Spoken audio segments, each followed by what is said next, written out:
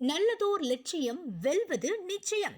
Doctor Abdul Kalam கல்வி மற்றும் பசுமை அறக்கட்டளை மற்றும் பசுமை இயக்கம் இணைந்து நடத்தும் 5ஆம் ஆண்டு பசுமை பொங்கல் விழா மற்றும் விளையாட்டுப் போட்டிக்கு வருகை தரும் அனைவரையும் அன்போடு வரவேற்கிறோம். ஏபிஜே கலாம் நண்பர்கள், ராக்கம்பட்டி மற்றும் நைனா கவுண்டம்பட்டி.